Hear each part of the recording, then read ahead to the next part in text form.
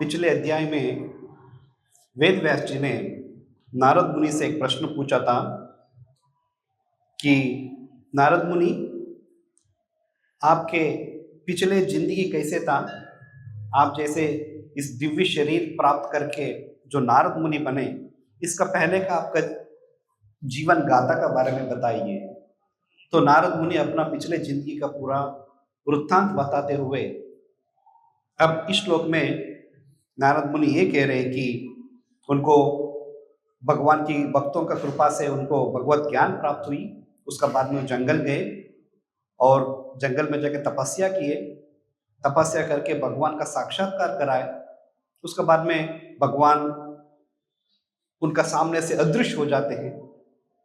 तो भगवान को उन्होंने जब प्रार्थना की कि आप मुझे दर्शन क्यों नहीं दे रहे, तो तब भगवान कहते हैं कि इस शरीर में आपको दोबारा मेरा दर्शन नहीं हो सकते हैं, आपको तपस्या करना पड़ेगा, इस शरीर को शुद्धिकरण करना होगा, तब आपको जब ये शरीर त्याग लेंगे, इसका बाद में आपको मेरा सिर्फ दर्शन नहीं, मेरा साथ हमेशा रहने का एक सुअवसर मिलेंगे। तो इसी भांति नारद मुनि ने अपना तपस्या करते हैं। वो भौतिक शरीर जो थे उसको त्यागते हैं। त्यागने के बाद में उनको एक आध्यात्मिक शरीर मिलते हैं। वो कहते हैं कि ब्रह्मा जी का जब सृष्टि का सब खत्म होने का बाद में ब्रह्मा जी का जन्म होते हैं। ब्रह्मा जी के जन्म का बाद में ब्रह्मा जी जो है इस दुनिया में जीवों को जन्म देने के लिए सृष्टि का काम शुरू करते हैं। उस सृष्टि का दौरान नारद मुनि का भी जन्म होते हैं। तो नारद मुनि ब्रह्मा जी का पुत्र का रूप में जन्म लेते हैं। बट उनका शरीर इतना दिव्य था क्योंकि भगवान का ही आशीर्वाद उनको ऊपर था। तो इसका वजह से नारद मुनि को आध्यात्मिक जगत में, वैकुंठ लोकों में, गोलोक वृंदावन का साथ साथ इस भौतिक जगत का तीनों लोकों में उनका इच्छानुसार वो जहां चाहिए वहां जा सकते थे। उनका इच्छा अनुसार चाहिए तो आज नारद मुनि वैकुंठ में है, कल यहाँ आना चाहे तो नारद मुनि आ सकते हैं।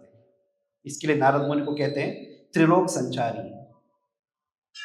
और नारद मुनि को हम कोई भी पेंटिंग में देखते हैं या कोई उनको मूवी इमेजेस देखते हैं, तो नारद मुनि को हम कैसे देखते हैं? हमेशा उनका गले पे वीणा, तंबूरा टांगे हुए होते हैं और दूसरा हाथ में करताल पकड़े हुए होते हैं।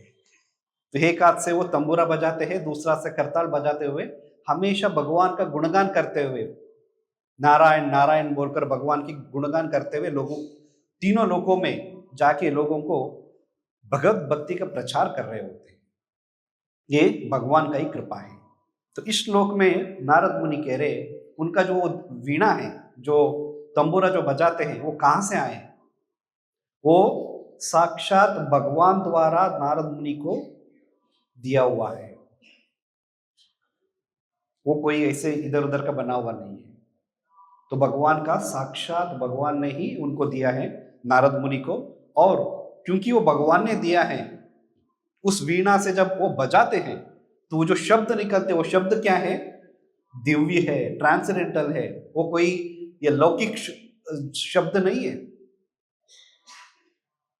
जैसे कोई अभी डीजे में गाना बज रहे थे या कोई भी हम कुछ बात करते हैं, ये सब लौकिक बातें हैं, ये एक मटेरियल साउंड है।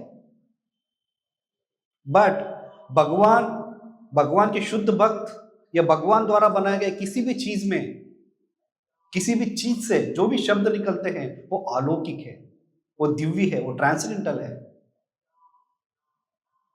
तो इसका पुष्टि जो है यहाँ पे की गई है कि इसका बारे में लिंग पुराण में भी बताया गया है कि नारद मुनि को जो वीणा मिली थी, वो वीणा भगवान श्री कृष्ण द्वारा साक्षात भगवान ने ही नारद मुनि को दिया था। और उसमें से जो शब्द निकलते हैं वो दिव्य शब्द है। ये कोई साधारण शब्द जैसे नहीं है, वो दिव्य शब्द है। इसी के लिए नारद मुनि जहां पे भी जाते हैं, वहां पे जिनसे भी मिलते हैं, जो व्यक्ति नारद मुनि का संपर्क में आते हैं, उनसे भगवत प्राप्ति कर सकते हैं। क्योंकि नारद मुनि का मुंह से जो शब्द निकलते हैं, वो वीणा से जो शब्द निकलते हैं, जो ध्वनि आते हैं, वो दिव्य है। ये एक बार वो कान में पड़ने से सीधा ही वो भगवान से सुनने का बराबर है। जैसे अर्जुन ने भगवत गीता भगवान का साक्षात श्रीमुख से सुना था, वैसे ही नारद मुनि का मुंह से सुनना या नारद मुनि का वीणा से आने वाले शब्दों को सुनना बराबर है। यही प्रभुपाद जी इस तात्पर्य में बताते हैं। नारद मुनि, भगवान श्री कृष्ण या वीणा, इन तीनों में कोई अंतर नहीं है। क्यों नहीं है? क्योंकि वो सभी एक ही दिव्य कोटि के हैं। इससे पता चलते हैं भगवान या भगवान की भक्त या भगवान की किसी भी पैराफर्नेलिया, भगवान के पास साथ रहने वाले किसी भी चीज में कोई अंतर नहीं है। जैसे शास्त्रों में कहा गया है कि भगवान की जो शब्द है, भगवान और भगवान के शब्द में कोई अंतर नहीं है। अभिन्नत्व नाम नामिनः, अभिन्न, इसमें कोई भिन्न नहीं है। किसमें? नाम और नामी, जो व्यक्ति है और उनका नाम है, दोनों में कोई अंतर नहीं है। और सिर्फ अभी नाम का साथ साथ भगवान की भक्त और भगवान द्वारा बनाए गए, भगवान के द्वारा दिए गए जो दिव्य चीज है, उसमें भी कोई अंतर नहीं होती। तो प्रभुपाद अमेरिका जाते हैं। जस्ट शुरुआती है अमेरिका में। प्रभुपाद जब इनिशियली कीर्तन करते हैं तो आप लोगों ने देखा होगा कोई वीडियोस में या सुना भी होगा कि छोटा सा कोई वहाँ का ये इंस्ट्रूमेंट होते हैं बजाने वाले, उस इंस्ट्रूमेंट से प्रभुपाद कीर्तन कर रहे होते हैं। बट बाद में जैसे थोड़ा शिष्यों का समूह बढ़ते हैं तो प्रभुपाद चाहते हैं कि इनको प्रॉपर हरिनाम संकीर्तन के बारे में बताना होगा। और हरिनाम संकीर्तन करने के लिए कुछ वाद्यों का जरूरत होते हैं, जैसे करताल, मृदंगा, हारमोनियम इत्यादि। तो प्रभुपाद पहले मृदंगा इंडिया से मंगवाते हैं। यहाँ पे किसी को एक खत लिखते हैं कि यहाँ पे प्रचार बहुत अच्छा चल रहा है, अभी प्रचार को आगे बढ़ाने के लिए संकीर्तन को मुझे इंट्रोड्यूस करना है, वो संकीर्तन के लिए मृदंगा चाहिए, मृदंगा भेजिए। तो यहाँ इंडिया से अमेरिका एक मृदंगा भेजा जाते हैं और डिसेबल्स जाके उसको लेके आते हैं प्रभुपाद का पास। तो जैसे मृदंगा प्रभुपाद का सामने आते हैं, सबसे पहले प्रभुपाद खड़े होकर मृदंगा को प्रणाम करते हैं। और प्रभुपाद सन्यासी है, जैसे यहाँ पे प्रभुपाद एक चद्दर पहने हुए हैं, प्रभुपाद उनका चद्दर खोल के उस मृदंगा को कवर करके उसको बांधते हैं। जैसे आप देख सकते हैं कि मंदिर में कोई भी आप मृदंग देखते हैं तो हमेशा उसके ऊपर एक वस्त्र से बांधा हुआ होते हैं, ढका हुआ होते हैं। तो फिर मृदंग कौन है? प्रभुपाद जी ने मृदंग को क्यों प्रणाम किया? मृदंग कहा जाते हैं, मृदंग जो है बलराम जी का अवतार है, बलराम जी का ही एक्सपेंशन है। जैसे यहाँ पे कहा गया है कि वीणा जो है भगवान द्वारा दिए गए थे और उसमें से जो शब्द निकलते हैं वो शब्द दिव्य है, वैसे ही मृदंग भी ऐसे है, बलराम जी का मैनिफेस्टेशन है और उसमें से जो शब्द निकलते हैं वो आध्यात्मिक शब्द है, वो दिव्य शब्द है। इसी के लिए मृदंग को कभी हम फर्श पे नहीं रखना है, हमेशा उसको कोई या तो टेबल पे रखना है या नीचे कोई स्टैंड के ऊपर रखना है, और मृदंगा हमेशा कवर्ड करके रखना है। और मृदंगा को बजाते हुए, मृदंगा बजाने का पहले भी एक नियम है। क्या है? पहले तो प्रणाम मंत्र पढ़ना होते हैं, मतलब मृदंगा को प्रणाम कर रहे हैं, क्योंकि वो कोई ऑर्डिनरी इंस्ट्रूमेंट नहीं है। कोई हम ड्रम बजा रहे हैं, कोई कुछ और बजा रहे हैं, इस तरीके का कोई ऐसे इंस्ट्रूमेंट नहीं है। साक्षात भगवान की मैनिफेस्टेशन है। इसी के लिए गौड़ीय वैष्णव संप्रदाय में मृदंगा को श्री खोल का नाम से पुकारा जाता है। बंगाल में उसको मृदंगा को खोल बोलते हैं, बट हमेशा आचार्यों ने सिर्फ खोल नहीं लिखते, श्री खोल लिखते हैं। जैसे भगवान का नाम लेते तो क्या बोलते हैं? श्री कृष्ण, श्री श्री कृष्ण बलराम की जय। हम सिर्फ कृष्ण बलराम को जय जनरली नहीं बोलते, भगवान का साथ श्री डालते हैं तो उसका साथ एक इज्जत का साथ, एक मर्यादा का साथ लेते हैं। ऐसे मृदंगा का भी जब नाम लेते हैं तो श्री कोल से उनको बुलाया जाता है। और ये मृदंगा का जो प्रणाम मंत्र है उससे पता चलता है कि मृदंग और बलराम जी का अंदर क्या संबंध है। वो प्रणाम मंत्र ऐसे है: नमो जगन्नाथ सुतायो, नमो मृदंग नमः, लबंग रस माधुरी सहस्र गुण संयुक्तांग, नमो मृदंगाय नमो नमः, नमो बलदेवाय नमो नमः। तो यहाँ पे मृदंगा को प्रणाम करते हुए हम सबसे पहले बोलते हैं जगन्नाथाय सुताया। चैतन्य महाप्रभु, मैं आपको प्रणाम करता हूँ जो जगन्नाथ मिश्रा का पुत्र है। और नमो मृदंग नमः, मैं मृदंग को प्रणाम करता हूँ जिससे लबंग रसा माधुरी, बहुत ही मधुर आवाज निकलते हैं, और सहस्र गुण संयुक्ता, हजारों गुणों से भरे पड़े हैं। श्री मृदंग, और नमो मृदंगा नमो नमः, नमो बलदेवाय नमो नमः। सो इसी के लिए मृदंग बलराम से, बलदेवाया, बलदेव मतलब बलराम, सो बलराम से भिन्न नहीं है। तो इस तरीके से भगवान के साथ जो भी चीजें होती है सभी दिव्य होते हैं, कोई ऑर्डिनरी नहीं है। एक बार शिव जी पार्वती और शिव के बीच में वार्तालाप हो रहे होते हैं, कॉन्वर्जेशंस होते रहे, तब माता पार्वती शिव भगवान से पूछती है कि स्वामी ये बताइए कि इस दुनिया में किसका आराधना सर्वश्रेष्ठ है, किसका पूजा सर्वश्रेष्ठ माना जाते हैं। तो शिव जी माता को उत्तर देते हुए कहते हैं, आराधनानाम सर्वेशाम विष्णु आराधनम परम। सभी आराधनों से सबसे श्रेष्ठ क्या है? भगवान विष्णु का आराधन करना है। तस्मात् परतरम देवी, सिर्फ इतना ही नहीं है देवी, और आगे भी है। भगवान विष्णु से भी बढ़ के कोई सर्वश्रेष्ठ आराधना है, पूजा यदि करना, भगवान विष्णु से भी कोई ऊपर है। कौन है? तदीया नाम, भगवान के जो भक्त है, भगवान का जो संबंधित किसी भी चीज है, जैसे भगवान का आरती प्लेट हो गया, मृदंगा हमने कहा, भगवान की पोशाक है, भगवान के साथ में रहने वाले गाय है, सभी जो है इतना श्रेष्ठ है कि उनका पूजा करने से, उनका आराधना करने से भगवान विष्णु खुद खुश हो जाते हैं। जितना भगवान विष्णु का पूजा करने से उनको जितना आनंद नहीं मिलते, उतना आनंद उनको उनका भक्तों को पूजा करने से मिलती है। तो इस दुनिया में तो भगवान खुद कहते हैं कि मेरा भक्तों का वर्शिप करना चाहिए, मेरा भक्तों का गुणगान होना चाहिए। तो नारद मुनि एक उच्च कोटि भक्तों में से एक है, सर्वश्रेष्ठ भक्तों में से एक है। तो बट वो भगवान का दास ही तो है, तो हम भगवान को क्यों नहीं जप सकते? नारद मुनि को क्यों जपना है? क्योंकि भगवान को पहुंचने का तरीका कहां से है? उनकी शुद्ध भक्तों का चरण कमल से है। जब नारद मुनि जैसे भगवान के जो भक्त है उनका शरण हम लेंगे तो भगवान का पास पहुंचना बहुत आसान होते हैं। वही एक प्रामाणिक विधि है जिससे हम भगवान को प्राप्त कर सकते हैं। सो नारद मुनि तीनों लोकों में जब चाहिए वो संचार कर सकते हैं। कभी गोलोक वृंदावन में रहते, कभी वैकुंठ में रहते, कभी धरती पे आते, कोई स्वर्ग पे रहते, कभी पाताल लोक में जाते हैं। वो किसके लिए जाते हैं? सिर्फ उनका एक ही मकसद रहते हैं कि लोगों को जो इस अंधकार में, इस अज्ञान में डूबे हुए हैं, जिस अज्ञान का, इसमें जो सोते हुए जो लोग हैं, उनको जगाने के लिए। और कैसे जगाते हैं? भगवान का नाम संकीर्तन से जगाते हैं। सो नारद मुनि ऐसे एक बार संचार कर रहे होते अपना स्पिरिचुअल ट्रिप है उनके लिए, तो सभी जगह जाते हैं। तो उसी टाइम पे दक्ष प्रजापति जो ब्रह्मा जी का ही एक पुत्र है, और उनका काम था कि इस दुनिया में लोगों को, जीवों को लेके आना है। तो इसी के लिए उनको संतान का वर्धन करना था, संतान का सृष्टि करना था, पॉपुलेशन इंक्रीज करना था।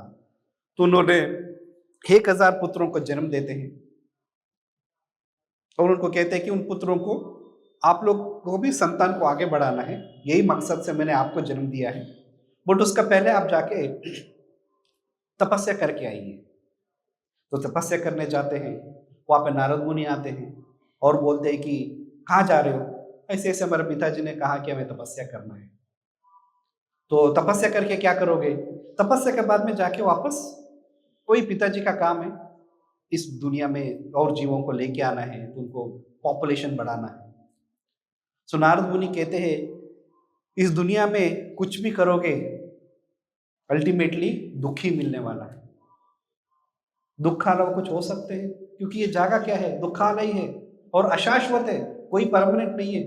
हमारा परमानेंट रेसिडेंस जो है, हमारा शाश्वत एक जगह है, हमारा घर है, वो छोड़ के इधर आने के बाद में भी ऐसे एक तरीके से इस तरह से काम कर रहे हो, उसका बजाय भगवान का प्रार्थना करो और संन्यास ले लो। उन हजारों को सन्यासी बना दिए। सो यहाँ पे दक्ष प्रजापति इंतजार कर रहे बच्चे वापस आएंगे, आए नहीं। उनको पता चला नारद मुनि ने उनको सबको सन्यासी बना दिए। उनको बहुत क्रोध आते हैं, गुस्सा आते हैं। तो कोई बात नहीं, ठीक है। तो अब दोबारा उन्होंने और कुछ करीबन 10,000 1 लाख और पुत्रों को जन्म देते हैं। और इस बार उनको पहले बोलते हैं कि तुम लोग जो है मेरा बात मानना है, तुम्हारा जन्म ही इसी के लिए हुआ है ताकि संतान का बढ़ाने के लिए इस दुनिया में, तो और किसी का बात नहीं सुनना है। ये सब समझाने का बावजूद भी नारद मुनि वापस आते हैं। और नारद मुनि इतना श्रेष्ठ भक्त है, इतना एक शुद्ध भक्त है, उनका संपर्क में आने से हर कोई वैष्णव बन जाते हैं। कितना उदाहरण है श्रीमद् भागवतम का अंदर। प्रहलाद महाराज, ध्रुव महाराज, इस तरीके से प्रचेतास, इस तरीके से इतना सारे भक्तों का नाम आते हैं श्रीमद् भागवतम का अंदर। और नारद मुनि आते हैं, उन लोगों को ज्ञान देते हैं। और आध्यात्मिक ज्ञान है, उसमें कोई लोभ नहीं होते, और लोग उससे आध्यात्मिक ज्ञान प्राप्त करने के बाद में तो उनको भौतिक इच्छाएं खत्म हो जाती है। तो फिर दक्ष प्रजापति का जो सेकंड सेट ऑफ बेटे थे वो भी सब संन्यास ले लेते हैं। इस बार तो दक्षा को तो बोला कि नारद मुनि तुम्हारा खैर नहीं है, अभी मैंने इतना मेहनत से मेरे, क्योंकि वो भी तो अपना कुछ सर्विस कर रहे हैं, उनको भी कोई असाइंड सर्विस है, ब्रह्मा जी ने बोला है उनका, वो भी कुछ असाइंड सर्विस ही कर रहे हैं। बट वो असाइंड सर्विस से भी कुछ ऊपर होते हैं, वो क्या है, भगवान की सेवा।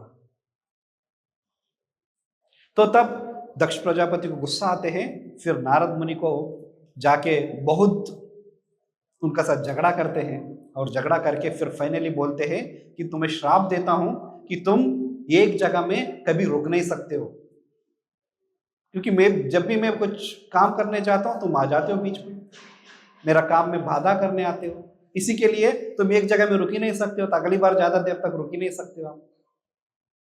तो नारद मुनि ये सुन के, जनरली कोई श्राप देते हैं, वो भी कोई ब्राह्मण श्राप देते हैं तो हमें क्या लगते हैं, बहुत बुरा लगता है, बहुत डर लगते हैं। अरे हमने ब्राह्मण को क्रोधित किया और उनका श्राप है, तो श्राप से तो मेरा बहुत कुछ बुरा होने वाला है। बट नारद मुनि को बहुत खुशी होती है। नारद मुनि सोचते हैं पहले तो मैं जाके एक जगह में जाता हूँ तो कुछ दिन रुक जाता था वहां पे प्रचार करते हुए, अब तो दक्ष का श्राप की वजह से मुझे ऐसे मौका मिला कि मैं हमेशा ट्रैवल करते रह सकता हूँ। एक जगह में रुकूंगा तो ज्यादा ऐसा समय व्यर्थ हो जाएगा, अब तो जाऊंगा प्रचार करूंगा, अगले जगह जाऊंगा प्रचार करूंगा, क्योंकि कोई रुकना है नहीं, रुक भी नहीं सकता हूं। तो ये एक शुद्ध भक्त है, कोई श्राप को भी भगवान का वरदान का रूप में एक्सेप्ट कर लेते हैं। उनको इससे कोई फर्क नहीं पड़ता किसी ने श्राप दिया, उन्होंने सोचा ये भगवान की कृपा है, तो मेरा द्वारा भगवान चाहते कि ज्यादा से ज्यादा प्रचार हो, उस प्रचार कार्य में मदद करने के लिए भगवान ने दक्ष का मुंह से मुझे ऐसे श्राप दिलाए हुए हैं, अब मैं और ज्यादा प्रचार करूंगा। इस तरीके से नारद मुनि ने तीनों लोकों में जाके संचार करते रहते हैं और अपना मधुर वाणी से, साथ में करताल और वीणा का ध्वनि से भगवान का गुणगान करते हुए हरि नाम संकीर्तन का प्रचार करते हैं।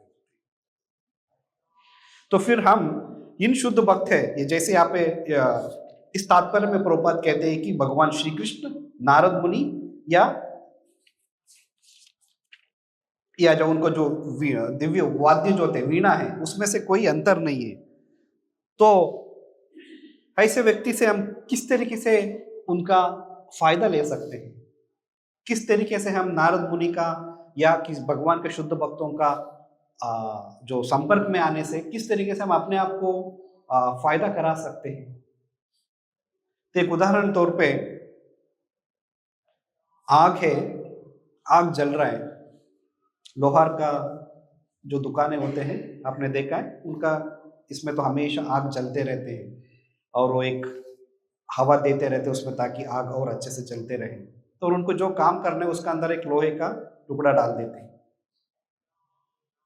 और लोहे का टुकड़े जितना देर रखेंगे उतना ही गर्म होगा, जितना देर और ज्यादा छोड़ेंगे तो इतना गर्म होगा कि लोहा बिल्कुल आग बन जाएंगे। फिर भी उसी में छोड़े रहे तो आग और लोहे में कोई फर्क ही नहीं होते हैं, लोहा जो है बिल्कुल आग बन चुका है, वो जला जो आग का जो गुण है वो पूरा गुण जो है अभी इस लोहे में आ चुके हैं।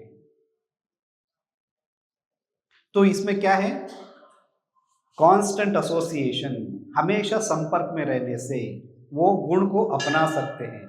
उसी तरीके से हम जो है इस भौतिक जगत में तीनों गुणों में रजोगुण तमोगुण का ये जो अंधकार है इसमें फंसे हुए हैं। कुछ सही ज्ञान, बहुत कुछ लोगों को सही ज्ञान के उसका बारे में भी पता नहीं है, बट हम नारद मुनि जैसे व्यक्ति उनका फायदा कैसे ले सकते हैं? उनसे कांस्टेंट एसोसिएशन से, लगातार संपर्क बने रहने से। और संपर्क बनने से क्या होगा? हम भी जो नारद मुनि के अंदर जो गुण है उस गुणों को हम अपना सकते हैं। इसका बेस्ट उदाहरण नारद मुनि है। पिछले जन्म में क्या थे नारद मुनि? एक छोटा सा बच्चा जो एक स्त्री थी जो दूसरों का घर पे काम करती थी, दूसरों का घर पे काम करके अपनी जिंदगी गुजार रही थी, उनका बच्चा था। उनको कोई ज्ञान नहीं है, उनका अंदर कोई आध्यात्म का रुचि नहीं थी। सिर्फ एक ही अच्छा काम किया उन्होंने, क्या है, वहां पे उस आश्रम में जो आए हुए साधुओं को सेवा किए और उन्होंने उनको भगवत ज्ञान दिया। उस ज्ञान के बारे में हमेशा वो सोचते रहते थे। फिर उनको पता चला भगवान का तपस्या करना है, तपस्या करने गए।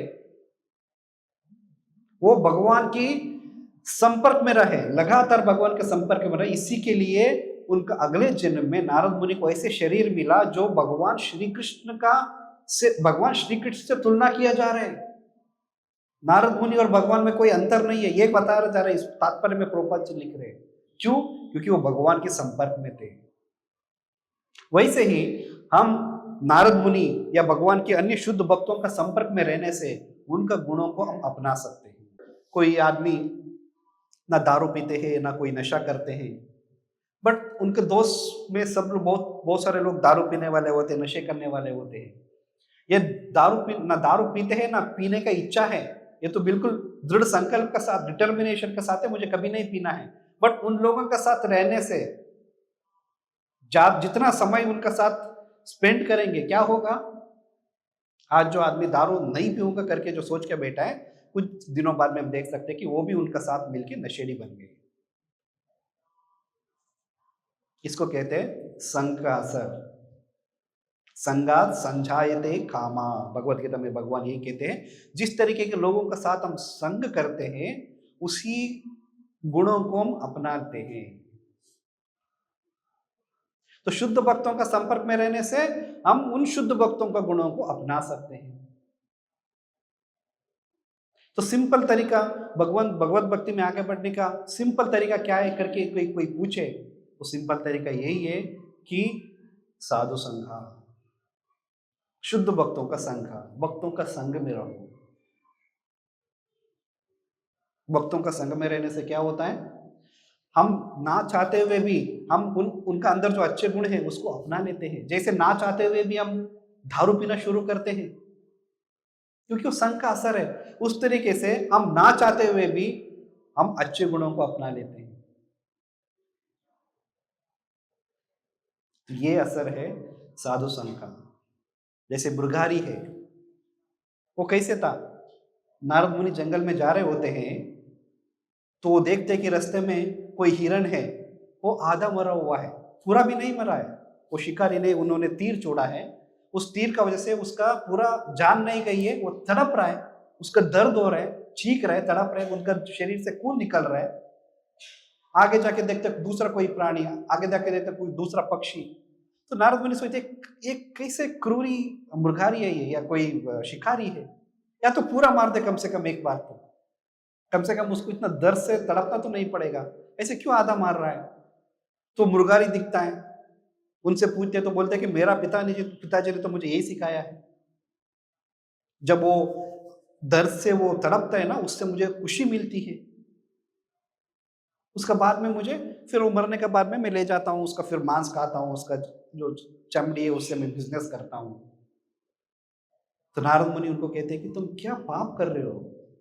उनको पाप और पुण्य के बारे में पता नहीं था, उनको तो दूसरों का दर्द से खुशी मिलता था। ऐसे व्यक्ति नारद मुनि का संपर्क में आने से और नारद मुनि जो बताया उसको फॉलो करने से क्या हुआ? इतना बड़ा एक श्रेष्ठ भक्त बना जो भागवतम में उनका बारे में उल्लेख है और उनका गुणगान करते हैं भागवत। इतना हजारों साल बाद में भी हम मुरारी का गुणगान कर रहे हैं। मुरारी एक श्रेष्ठ भक्तों में से उनका नाम आते हैं, एक नारद मुनि का संपर्क में आने से इतना श्रेष्ठ भक्त बनते हैं कि वो तो अब कोई चींटी को भी मारना नहीं चाहते। सो ऐसे शुद्ध भक्तों का संपर्क में रहने से हम अच्छे गुणों को अपना सकते हैं कि ना चाहते हुए भी। मुरारी उसके लिए सबसे अच्छा उदाहरण है। इसके लिए चैतन्य चरितामृत कहते हैं, साधु शास्त्र साधु संग, कौन सा श्लोक है वो? सर्वशास्त्र का है, लव मात्र साधु संग सर्व सिद्धि होए।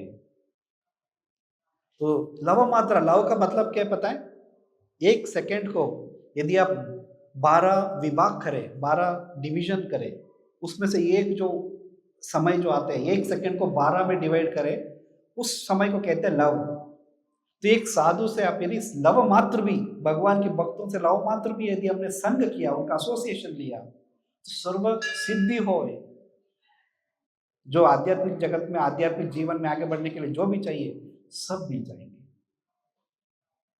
बट संपर्क में रहना और उनका द्वारा बताए गए निर्देशों को पालन करना है। तो आग का हमने उदाहरण हमने सुना था, जैसे लोहे को आग में डालेंगे, जितना देर रहेंगे उतना ही ज्यादा आग का गुणों को लोहा अपना लेता है। बट लोहे को डाल दिया, आधा घंटा बाद में निकाला, 15 मिनट बाहर रखा, फिर डाला, फिर निकाला, फिर डाला, फिर निकाला, क्या लोहा आग बन सकते हैं? नहीं बनेगा। तो हमारा स्थिति भी ऐसे ही कुछ है। संडे आके भागवतम सुनते हैं, फिर अपने आप को बाहर दुनिया में ले जाते हैं, भौतिक जगत में बहुत कुछ एंजॉय करते हैं, फिर नेक्स्ट संडे आते हैं, भागवत सुनते हैं, दर्शनार्थी अटेंड करते हैं, हरिनाम संकीर्तन में भाग लेते हैं। क्लास का बाद में बहुत भक्त लोग आके प्रश्न पूछते हैं, प्रभु जी लेक्चर सुना हमने, बहुत ही मोटिवेट हो गया, अब में लगा कि अब भक्ति ही सब कुछ है, अच्छे से जप करना है।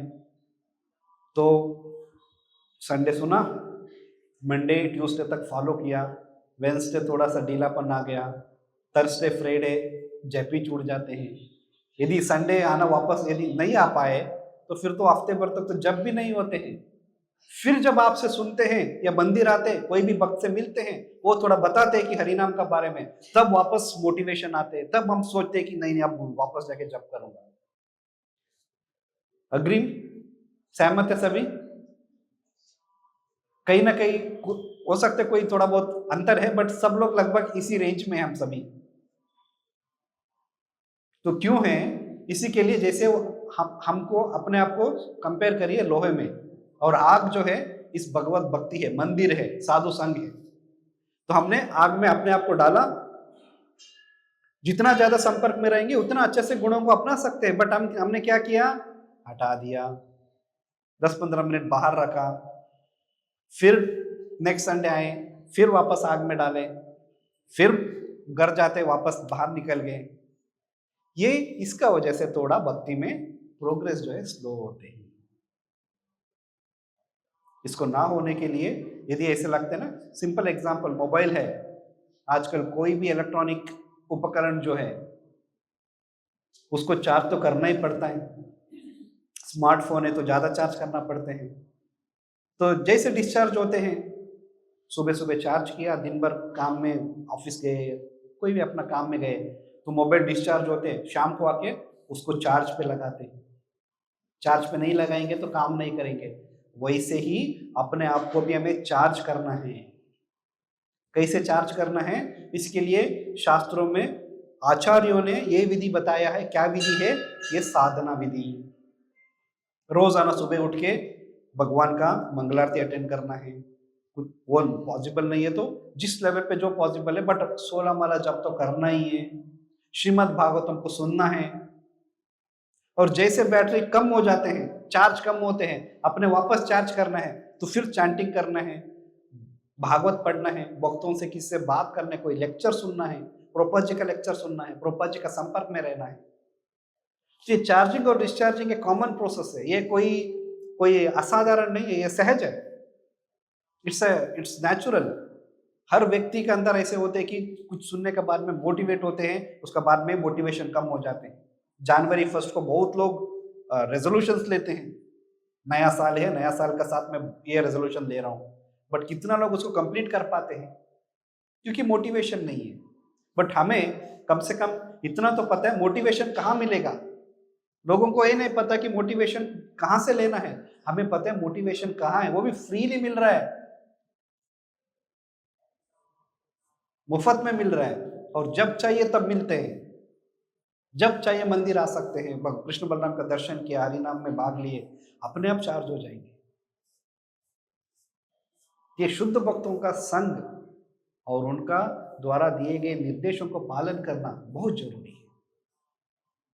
सो जितना ज्यादा हम उनका संपर्क में रहेंगे उतना ज्यादा, और जितना ज्यादा उनका निर्देशों को हम पालन करेंगे और जितना अच्छा करेंगे उतना ही जल्दी हमारा आध्यात्मिक जीवन में प्रगति होंगे। वो निर्देशों को पालन करना जरूरी है, अपना दिमाग नहीं लगाना है, अपना इंटरप्रिटेशन नहीं कराना है। इसके लिए तो कहते हैं भगवत गीता यथारूप, एज इट इज, जो भगवान ने कहा वैसे ही समझना है। हम ये नहीं कह सकते कि भगवत गीता को मेरा हिसाब से मैं समझना चाहता हूं, नहीं। भगवत गीता, यदि भगवत गीता समझना है तो भगवान ने जो कहा वो समझो। यदि आपका हिसाब से समझना तो भगवत गीता नहीं है, वो होंगे राम जी राज जी गीता होगा, पुखराज जी गीता होगा, वो भगवत गीता नहीं हो सकते हैं। तो भगवत गीता क्या है? भगवान ने जो कहा वही सुनना है, इंटरप्रिटेशंस नहीं करना है।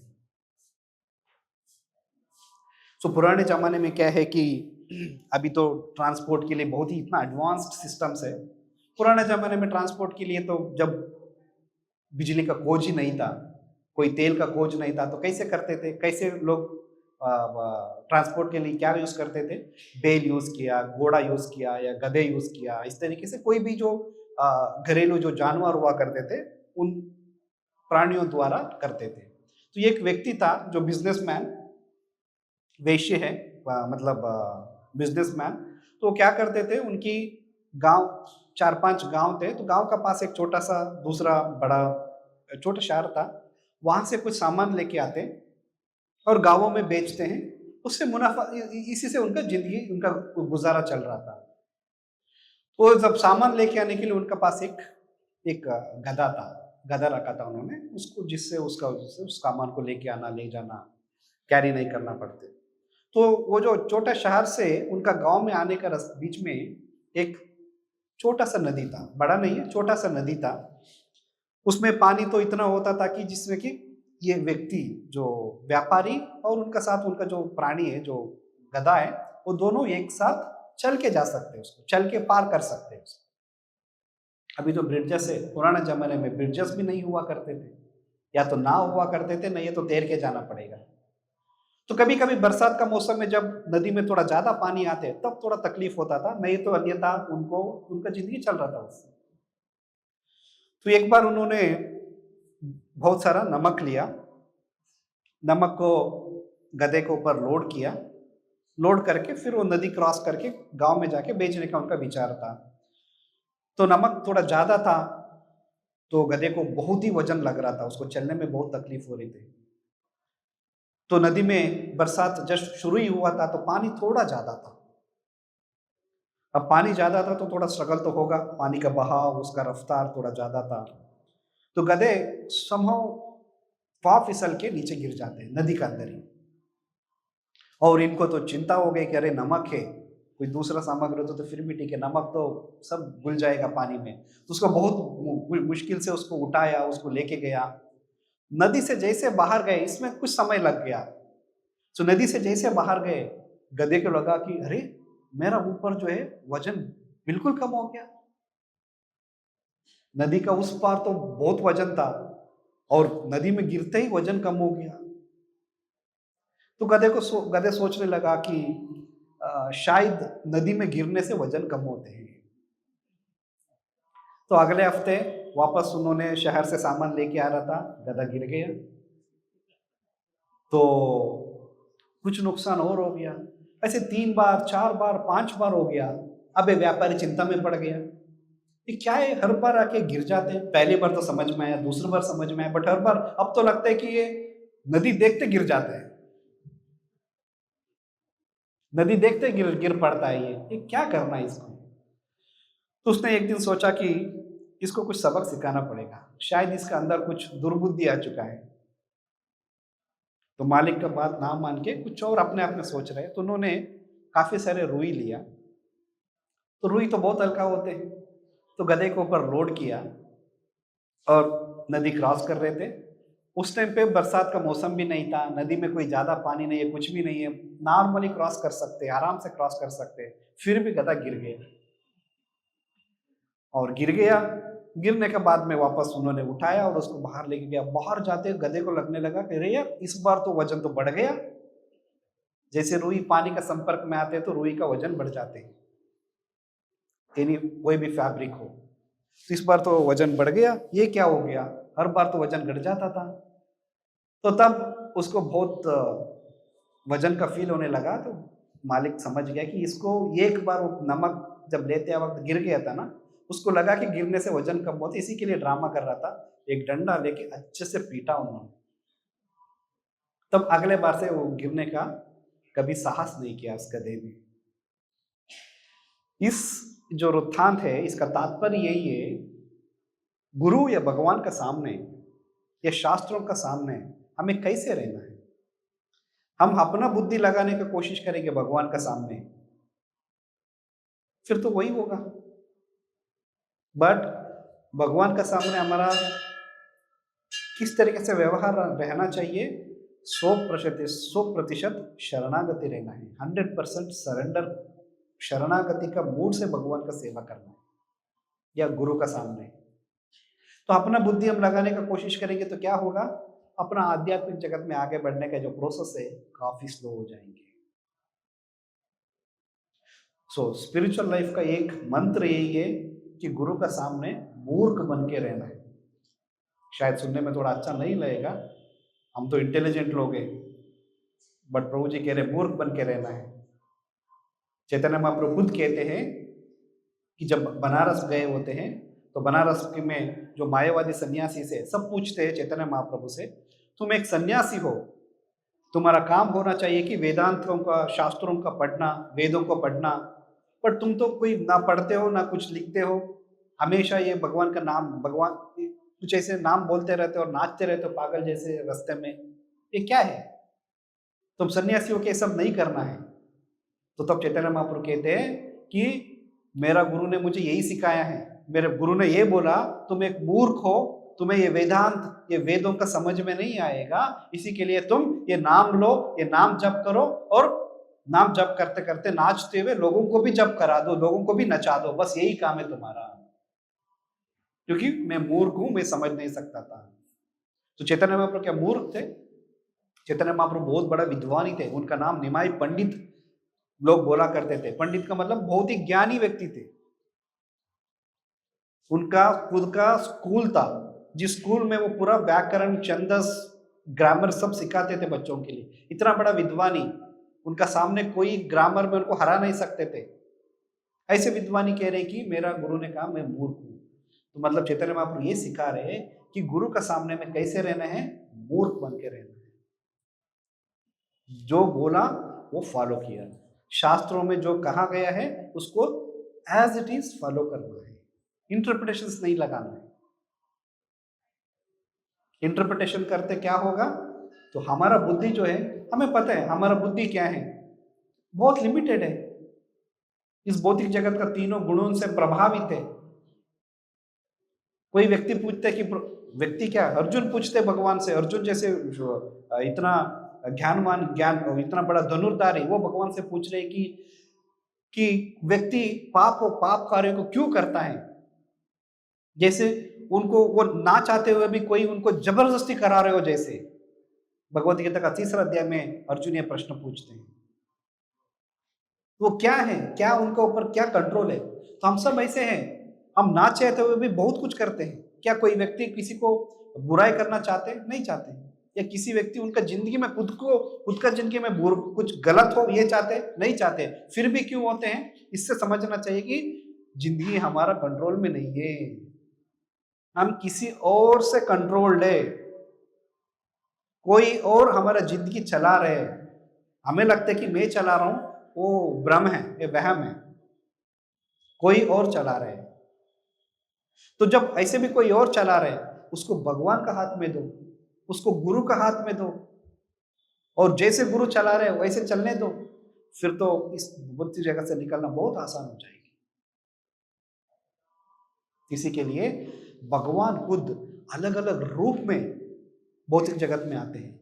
ये तो परमात्मा के रूप में, चैत्य गुरु का रूप में हमेशा साथ में रहते हैं, साथ साथ में बाह्य रूप में भगवान खुद गुरु का रूप में आते हैं।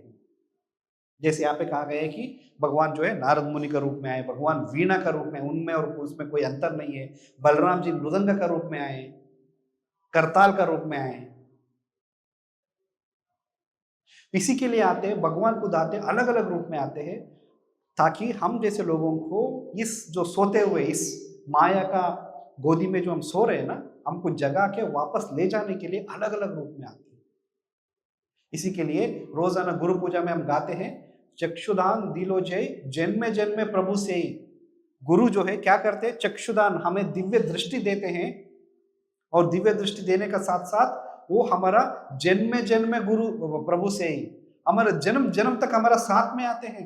सिर्फ ये नहीं कि हमने इस बार श्रील प्रभुपाद को अपने आप को उनका शिष्य माना, उनसे दीक्षा लिए, कुछ कारणवश हम इस जन्म में भगवत धाम नहीं जा पाए तो क्या होगा? जब तक आप भगवत धाम नहीं जाएंगे तब तक प्रभुपाद अलग अलग रूप में आ सकते हैं, बट आएंगे, शिष्य को वापस ले जाएंगे, क्योंकि आपने उनको कमिट किया है और उन्होंने भी हमें कमिट किया है। क्या कमिट किया है? तुम इन नियमों को पालन करो और तुम्हें भगवत धाम ले जाना मेरा जिम्मेदारी है। तुम्हें सभी पापों से मुक्त करके भगवत धाम ले जाना मेरा जिम्मेदारी है। तो वो गुरु अपना जिम्मेदारी तो जरूर पूरी करेंगे, संभालेंगे अच्छा से, बट हो सकता है कि इस जन्म में उसके लिए हमारा तरफ से भी कुछ कोशिशें होना चाहिए। जैसे लोहे को आग में डाला फिर निकाला, ढाला निकाला, ढाला निकाला, ऐसे रहेंगे तो फिर तो शायद हो सकता है कुछ और जन्म लेना पड़ेगा हमें। बट यदि इसी जन्म में जाना है तो लगातार संपर्क बने रखना है। तो भगवान कितना दयालु है, देखिए किस किस रूप में आते हैं। बिल्व मंगल ठाकुर को उनके जो गुरु है एक वेश्या का रूप में, एक प्रोस्टिट्यूट का रूप में आते हैं, आके उनको उनका अंदर जो अज्ञान थे उसको अज्ञान को निकाल के उनको भगवत ज्ञान देते हैं। तुम इस शरीर के लिए जितना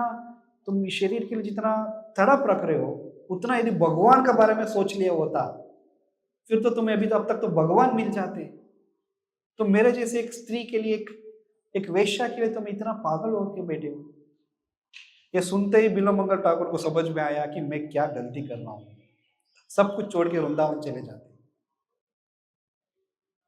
तो भगवान देखिए अपना शिष्यों के लिए, अपना भक्तों को वापस ले जाने के लिए किस किस रूप में आ रहे, किस हद तक भगवान जा रहे हैं। इसके लिए भगवान बहुत ही दयावान है, बहुत ही दयामयी है। हमें सिर्फ जो बोला गया उसको फॉलो करना, कुछ और कोई रॉकेट साइंस नहीं है। सिर्फ जो शास्त्रों में बताया गया, गुरु का श्रीमुख से जो हमने सुना उसको फॉलो करना है। ये कर लिया फिर तो भगवत धाम जाना वापस है, कचित है, इट्स गारंटीड। सो इस अध्याय में नारद मुनि यही अपना ये जो वृत्तांत है, अपना उनका जो जीवन गाथा है, इस गाथा द्वारा यही बताया जा रहा है कि भगवान या भगवान भक्तों द्वारा जो बोला गया सिर्फ वो नारद मुनि सुनते गए बस, और कुछ किया नारद मुनि ने नहीं। उन्होंने जो बोला वो किया। माँ का मृत्यु हो जाते हैं, फिर रोने लगते हैं कि अभी तक तो मेरा माँ मुझे संभालती थी, अब कौन संभालेंगे। तो साधु महात्मा कहते हैं कि अरे इस दुनिया का हर जीवी जंतुओं को भगवान संभाल रहे, तुम कौन सी बड़ी चीज है भाई, छोटा बालक है, भगवान तुम्हें भी संभालेंगे। अच्छा फिर कहाँ मिलेंगे भगवान? जाओ जंगल में ढूंढो। ढूंढने लगे। फिर वहां जाने के बाद में बोला भगवान तपस्या करना चाहिए, भगवान को प्राप्त करने के लिए तपस्या करने लगे। फिर उनको भगवान का दर्शन होते हैं, तो फिर भगवान ने कहा कि इस शरीर में दोबारा नहीं देख पाओगे, तुम और तपस्या करो, इस शरीर को शुद्धिकरण करने की जरूरत है, तुम्हारा चित्त को शुद्धिकरण की जरूरत है। ठीक है, मैं शुद्धिकरण करूंगा। बस करते गए वो। भगवान का बातों पे विश्वास था, साधुओं का बातों पे विश्वास था, और वो विधि में उनको, उस विधि को उन्होंने सही तरीके से फॉलो करना शुरू किया। फिर अगले जन्म में नारद मुनि बने, इतना श्रेष्ठ भक्त बने। आमतौर पर अपना घर पे भी, आपका पास 2 बच्चे, घर पे 3 बच्चे हैं, एक बेटा है, सब बात मानते हैं, बहुत ही आज्ञाकारी है, दूसरा बहुत नटखट है, एक भी बात नहीं मानेगा, तो पिताजी किसको ज्यादा प्यार करेंगे? ऐसे तो पिताजी का प्यार दोनों के लिए बराबर होते हैं, बट आज्ञाकारी पुत्र के लिए थोड़ा ज्यादा होता ही। आज्ञाकारी पुत्र ने कुछ मांगा तो बिना सोच के देंगे, कोई दूसरा नटखट बेटे के लिए 10 क्वेश्चन पूछेंगे, क्योंकि पता है पहले नटखट है, कुछ तो झूठ बोल रहा होगा ये, उनको ऊपर डाउट करते हैं। वैसे ही जो भगवान की आज्ञा को पालते हैं, उनके ऊपर भगवान का कृपा ज्यादा मिलते हैं। इवन तो भगवान कहते हैं कि समोहम सर्वभूतेषु न मे द्वेषोस्ति न प्रिय, मैं, मेरे लिए सभी जीव समान है, मेरे लिए कोई प्रिय या ना कोई मेरा शत्रु नहीं है, हर कोई मेरे लिए समान है। बट फिर भी जो भगवान के भक्त है, जो उनका बात मानते हैं, उनके ऊपर भगवान की कृपा थोड़ा जल्दी मिलती है और ज्यादा मिलती है। बरसात का पानी जमीन पे भी गिरता है, रेगिस्तान में भी गिरेगा, पहाड़ पे भी गिरेगा, समुद्र पे भी गिरेगा, बट सबसे उसका जो बरसात का पानी का असर कहाँ होते हैं? जो पानी उपजाऊ जमीन पे गिरते हैं, तो उस जमीन पे आप बीज बोओगे तो अच्छा से फसल निकल के आएगा। समुद्र में गिरने वाला पानी का क्या होगा? वो भी नमक का पानी का साथ मिलकर नमक हो जाएंगे। रेगिस्तान में गिरने वाला पानी ऐसे सूख जाएगा। तो भगवान का कृपा सभी के ऊपर है, बट वो डिपेंड करते हैं कि हम क्या उस कृपा को प्राप्त करने का लायक है या नहीं। उसके लिए हमें भक्ति को अच्छा से फॉलो करना है, गुरु के शब्दों के ऊपर विश्वास रखना है, पालन करना है। फिर हमें इस भगवत धाम जाने का ये जो रास्ता है, ये रास्ता बहुत आसान हो जाएंगे, और बहुत जल्दी हम इस रास्ता को कंप्लीट करके भगवत धाम जा सकते हैं। इसका साथ मैं वाणी को विराम देता हूँ। श्रीमद् भागवतम की, जगत गुरु श्रील प्रभुपाद की, निताय गौर प्रेमानंदे।